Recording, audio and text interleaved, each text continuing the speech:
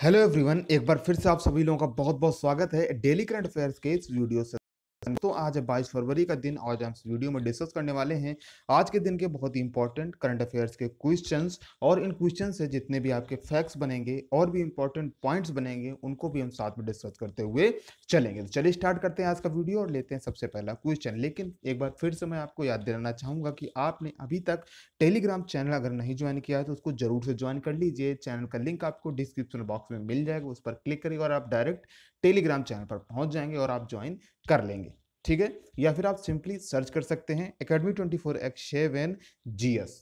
जैसे ही आप सर्च करेंगे टेलीग्राम पर आपको चैनल मिल जाएगा। ठीक है ना, चैनल का नाम और लोगो हुआ ये लोगो आपको लगा हुआ मिल जाएगा। ठीक है, उसको सिंपली क्लिक करके आप ज्वाइन कर सकते हैं। आई होप आपको मेरी बात समझ में आ रही होगी। चलिए बढ़ते हैं वीडियो में आगे की तरफ और लेते हैं आज के दिन का पहला क्वेश्चन। हाल ही में घोषित भारत के पहले एसी रेलवे टर्मिनल का निर्माण कहां पर किया जाएगा? जी हां, भारत का पहला एसी रेलवे टर्मिनल ये बनाया जा रहा है आपका कर्नाटक की राजधानी बेंगलुरु में। ऑप्शन बी आपका सही होगा। बेंगलुरु के sir M Visvesvaraya railway terminal में यह आपका ये जो बनाया जाएगा, ठीक है ना, कर्नाटक में आपका ये बनाया जाएगा। और ये इसकी ऐसी उम्मीद है कि फरवरी 2021 के अंत तक ये उपलब्ध हो जाएगा। ठीक है, यानी कि इसी महीने के आखिरी तक लगभग आपका ये उपलब्ध होगा। इसकी जो लागत है, इसको जो बनने में लागत आने वाली है वो आपकी 314 करोड़, जी हाँ 314 करोड़ रुपए इसकी लागत होने वाली है। ठीक है, ये पहला आपका एसी रेलवे टर्मिनल आपका होगा।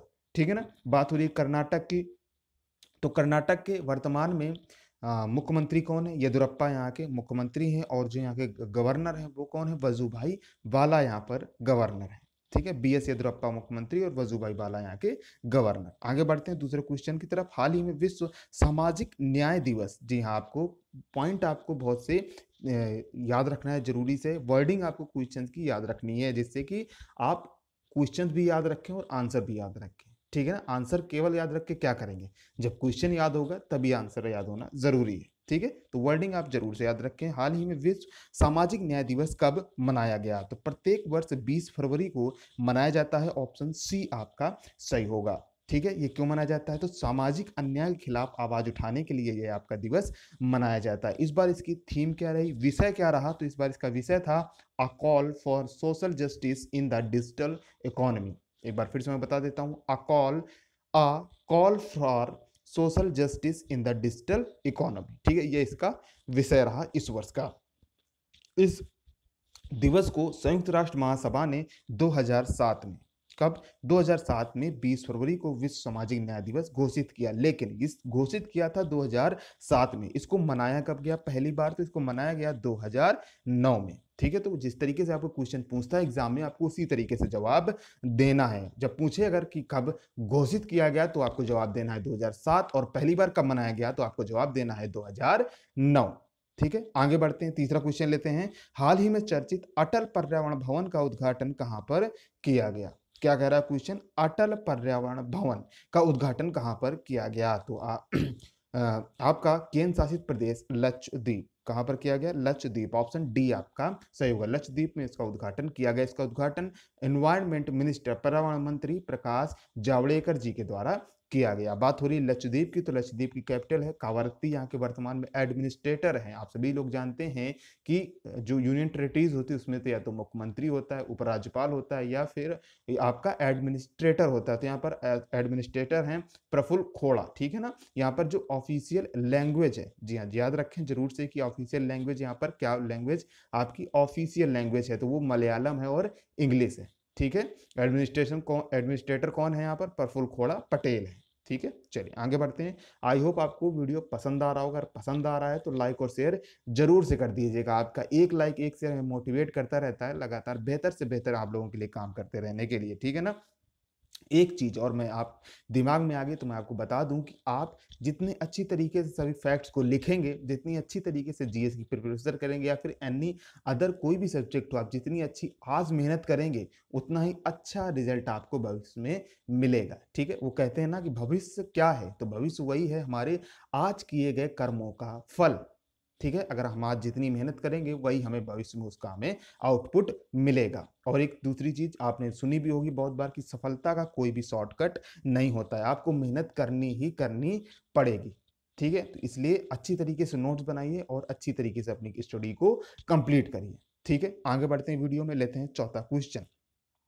हाल ही में देश भर में कोविड टीकाकरण कवरेज का विस्तार करने के लिए किस मिशन को शुरू किया गया है? देखिए यहाँ पर क्वेश्चन बहुत ही इंपॉर्टेंट क्वेश्चन है, क्योंकि यहाँ पर आप सभी जानते हैं कि 16 जनवरी को, कब से 16 जनवरी को कोविड का टीकाकरण शुरू हो गया था। डेट आपको याद रखनी, एग्जाम में पूछेगा ही पूछेगा कि भारत में जो वैक्सीन है, कोरोना की वैक्सीन है, उसका टीकाकरण कब से शुरू किया गया, तो आपको डेट याद रखनी है 16 जनवरी। ठीक है, तो जो टीकाकरण है 2 स्टेज कंप्लीट हो चुके हैं, जो तीसरा स्टेज है उसको शुरू किया जाना है और उसका कवरेज का विस्तार और ज़्यादा बढ़ाने के लिए, जल्दी से जल्दी लोगों तक पहुंच सके, उसका कवरेज बढ़ाया जा सके, तो उसको बढ़ाने के लिए किस मिशन को शुरू किया गया भारत सरकार द्वारा? तो इसका नाम है इंद्रधनुष 3.0। ऑप्शन सी आपका सही होगा। ठीक है, आप सभी जानते हैं इंद्रधनुष जो पहले से चली आ रही योजना है, जो कि टीकाकरण को ही बढ़ावा देती है।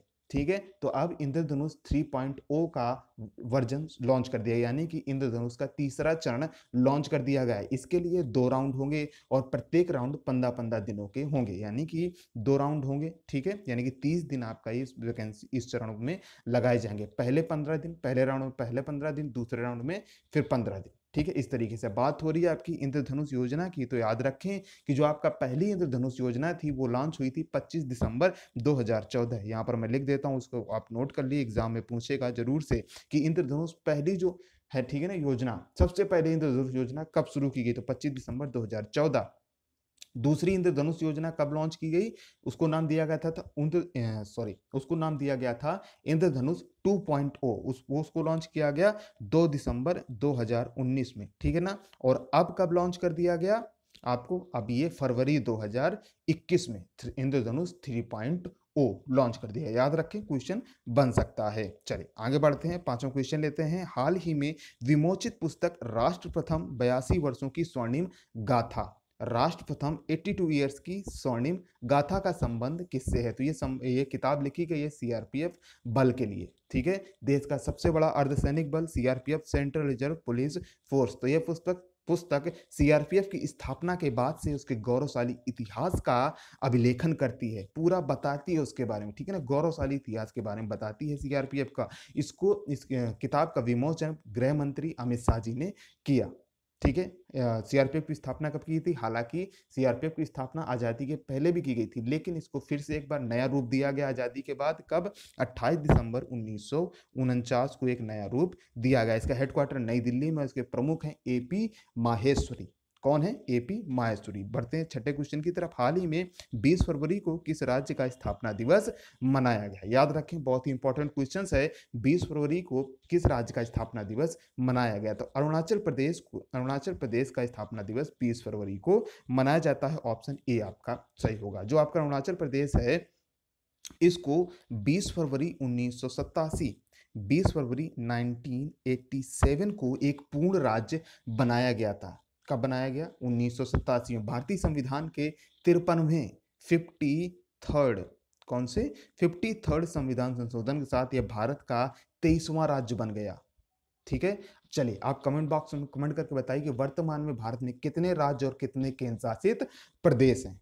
ठीक है, बात हो रही है अरुणाचल प्रदेश की। वर्तमान मुख्यमंत्री हैं पेमा खांडू और गवर्नर हैं बीडी मिश्रा। आगे की तरफ बढ़ते हैं और लेते हैं सातवां क्वेश्चन। हाल ही में खजुराहो नृत्य महोत्सव का आयोजन किस राज्य में किया जा रहा है? जी हाँ, बहुत ही इंपॉर्टेंट क्वेश्चन है, आपको याद रखना है कि खजुराहो नृत्य महोत्सव का आयोजन आपका मध्य प्रदेश में किया जा रहा है। ऑप्शन सी आपका सही होगा।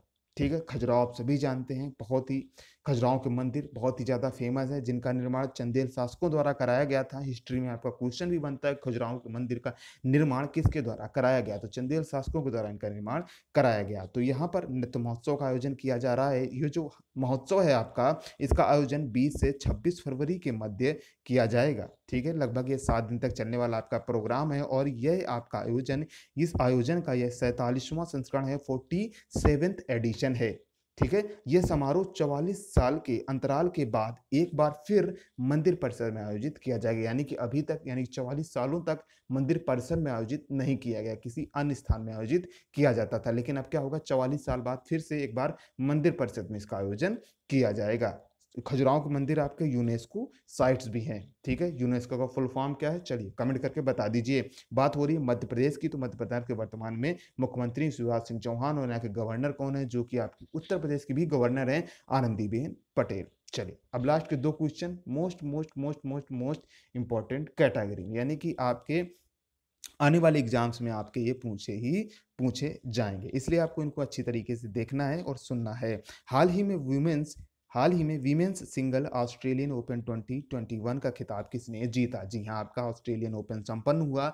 तो इसमें क्वेश्चन कह रहा है कि महिला एकल का ऑस्ट्रेलियन ओपन 2021 का खिताब किसने जीता? तो इन्हें किसने जीता है? नाओमी ओसाका, जापान की खिलाड़ी नाओमी ओसाका ने खिताब जीता है। ऑप्शन ए आपका सही होगा। फाइनल में इन्होंने जेनिफर ब्रेडी, यहाँ पर देखिए लिखा हुआ जेनिफर ब्रेडी को हराया। यहाँ पर जेनिफर ब्रेडी आपकी अमेरिका की खिलाड़ी हैं और नाओमी ओसाका मैंने अभी बताया जापान के रहने वाली हैं, जापान की खिलाड़ी हैं। नाओमी ओसाका बहुत ही फेमस खिलाड़ी हैं। 2018 में इन्होंने यूएस ओपन भी जीता था और 2019 में इन्होंने ऑस्ट्रेलियन ओपन भी जीता था। तो याद रखें ये क्वेश्चन आपके बहुत ही इंपॉर्टेंट है। ठीक है, आगे बढ़ते हैं, नवा क्वेश्चन लेते हैं। नवा भी आपका ऑस्ट्रेलियन ओपन से इंपॉर्टेंट जुड़ा हुआ है, लेकिन बहुत ही इंपॉर्टेंट है। बात हो रही है यहाँ पर मेंस सिंगल ऑस्ट्रेलियन ओपन 2021 का खिताब किसने जीता? पुरुष एकल ऑस्ट्रेलियन ओपन 2021 का खिताब किसने जीता? तो आपके 2019 के, 2020 के और 2021 के ऑस्ट्रेलियन ओपन विजेता कौन है? नोवाक जोकोविच। जी हाँ, अगर आपसे पूछ लिया जाए कि लगातार 3 वर्षों से ऑस्ट्रेलियन ओपन कौन जीत रहा है, तो आपका जवाब होना चाहिए नोवाक जोकोविच। कौन कौन से ईयर में? 2019, 2020 और 2021, लगातार 3 सालों में इन्होंने ऑस्ट्रेलियन ओपन जीता। तो याद रखें, इस तरीके से भी आपका क्वेश्चन बन सकता है। फाइनल में इन्होंने डेनियल मेदवेदेव को हराया। किसको हराया? डेनियल मेदवेदेव को हराया, जो कि आपके रूस के खिलाड़ी हैं। अच्छा, डेनियल मेदवेदेव रूस के हैं, तो फिर नोवाक जोकोविच कहाँ के हैं? ये सर्बिया के रहने वाले हैं। ठीक है ना, इन्होंने यह खिताब, कौन सा खिताब? ऑस्ट्रेलियन ओपन 9 बार जीत चुके हैं। ठीक है ना, और मैंने आपको बताया 3 बार तो उन्होंने लगातार ही जीत लिया, 19, 20 और 21। तो दोनों क्वेश्चन आपके एग्जाम के पॉइंट ऑफ व्यू से बहुत ही इंपॉर्टेंट है। ठीक है, आप हमें सोशल मीडिया हैंडल्स पर भी फॉलो कर सकते हैं। हमारा फेसबुक पेज, इंस्टाग्राम पेज, इन सभी के लिंक आपको डिस्क्रिप्शन बॉक्स में मिल जाएंगे। जाइए फॉलो करिए। कोई क्वेश्चन है तो आप डिस्कस भी कर सकते हैं मैसेज कर करके। चलिए, आज के वीडियो में 9 ही क्वेश्चन थे। आपके कल के क्वेश्चन का जवाब ले लेते हैं। मैंने आपसे पूछा था हाल ही में जारी भ्रष्टाचार बोध सूचकांक में भारत का स्थान क्या है? तो भ्रष्टाचार बोध सूचकांक में भारत का स्थान 86 है। कौन सा है? 86। ऑप्शन डी आपका सही होगा। ये जो सूचकांक है आपका जो इंटरनेशनल गैर सरकारी संगठन है आपका, ट्रांसपेरेंसी इंटरनेशनल। ठीक है, कौन सा एक संगठन है? ट्रांसपेरेंसी इंटरनेशनल, उसके द्वारा यह सूचकांक जारी किया जाता है, जिसमें भारत का स्थान 86वां है। पिछले वर्ष की तुलना में भारत की रैंकिंग में गिरावट आई है, 6 स्थान की गिरावट आई है। पिछले साल 2019 में 80 नंबर पर था, अब ये 86वें स्थान पर आ गया है खिसा करके। ठीक है, अब ले लेते हैं क्वेश्चन ऑफ द डे। इसका जवाब आपको कमेंट बॉक्स में कमेंट करके बताना है। हाल ही में अमेरिकी अंतरिक्ष एजेंसी नासा के रोवर परसिवरेंस की सफलतापूर्वक लैंडिंग किस ग्रह में कराई गई? आपके 4 ऑप्शन है आपके पास, जो भी आपको ऑप्शन करेक्ट लगता है कमेंट बॉक्स में कमेंट करके आप हमारे साथ उसका जवाब शेयर कर सकते हैं। वीडियो आपको कैसा लगा जरूर से बताएं, पसंद आया तो लाइक और शेयर जरूर से कर दीजिएगा। और आपने अभी तक चैनल को सब्सक्राइब नहीं किया तो चैनल को जरूर से सब्सक्राइब कर लीजिए, नोटिफिकेशन बेल भी प्रेस कर लीजिए और उसको ऑल पे सेट कर लीजिए, जिससे आप कोई भी वीडियो मिस ना कर सकें। और मैं एक बार फिर से कहना चाहूँगा, अभी तक आपने टेलीग्राम चैनल नहीं ज्वाइन किया या फिर आप डाउट में है तो जरूर से ज्वाइन करें। वहाँ पर आपको सभी इंपॉर्टेंट नोट्स, बुक्स की PDF और क्या मिलेगा आपको? MCQs। वहाँ पर डेली MCQs आपको 15 से 20 क्वेश्चंस मिलेंगे, जिनको आपको अटेम्प्ट करके आप अपने तैयारी को और अच्छी बना सकते हैं। Thanks for watching. मिलते हैं नेक्स्ट वीडियो में, तब तक के लिए आप सभी का बहुत बहुत धन्यवाद।